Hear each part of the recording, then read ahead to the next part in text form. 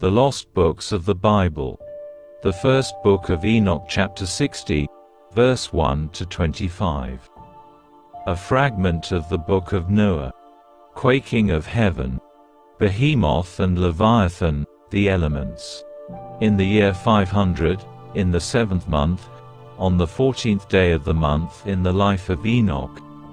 In that parable I saw how a mighty quaking made the heaven of heavens to quake, and the host of the Most High, and the angels, 1,000 thousands and 10,000 times 10,000, were disquieted with a great disquiet.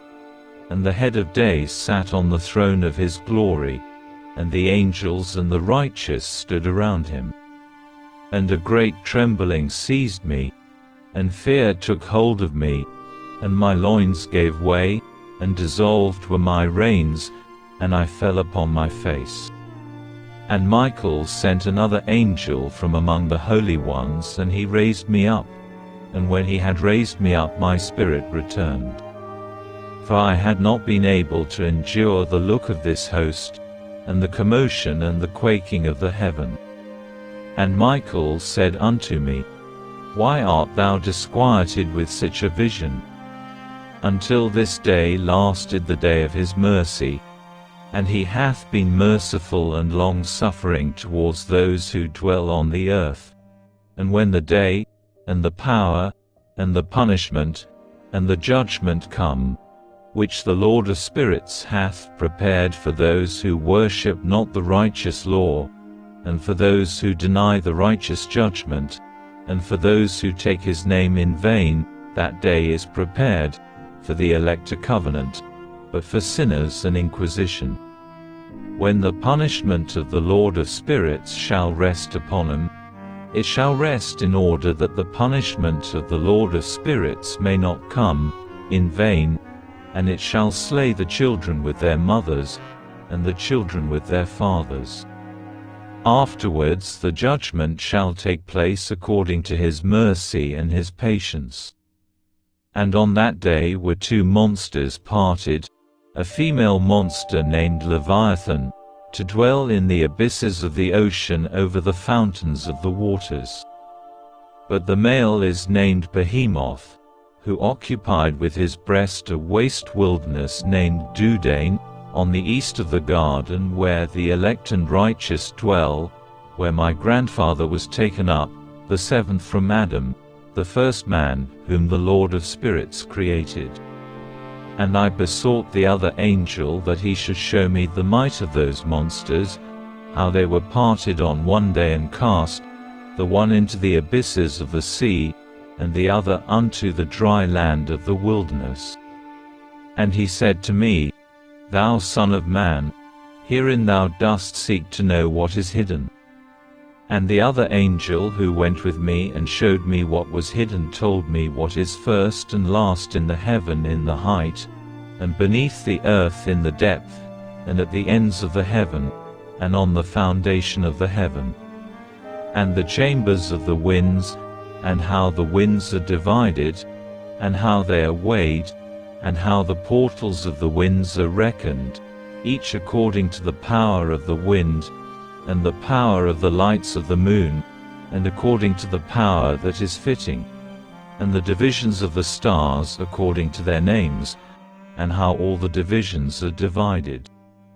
And the thunders according to the places where they fall, and all the divisions that are made among the lightnings that it may lighten, and their host that they may at once obey. For the thunder has places of rest which are assigned to it while it is waiting for its peal. And the thunder and lightning are inseparable, and although not one and undivided, they both go together through the Spirit and separate not. For when the lightning lightens, the thunder utters its voice, and the Spirit enforces a pause during the peal, and divides equally between them. For the treasury of their peals is like the sand, and each one of them as it peals is held in with a bridle, and turned back by the power of the Spirit, and pushed forward according to the many quarters of the earth.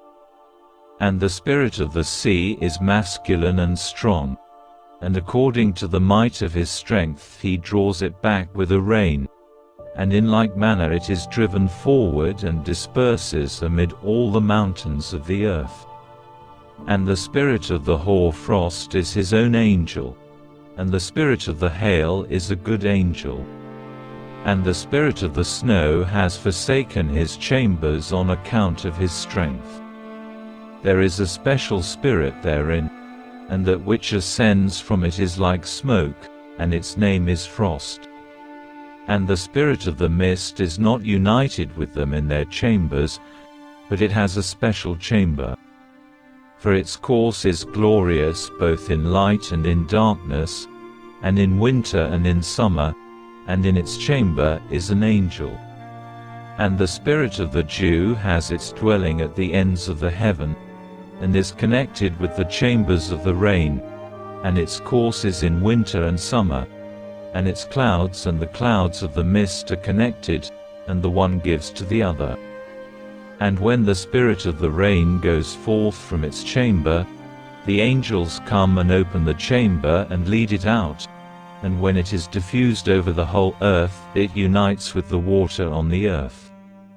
And whensoever it unites with the water on the earth, for the waters are for those who dwell on the earth, for they are nourishment for the earth from the Most High who is in heaven. Therefore there is a measure for the rain, and the angels take it in charge. And these things I saw towards the garden of the righteous. And the angel of peace who was with me said to me, These two monsters, prepared conformably to the greatness of God, shall feed.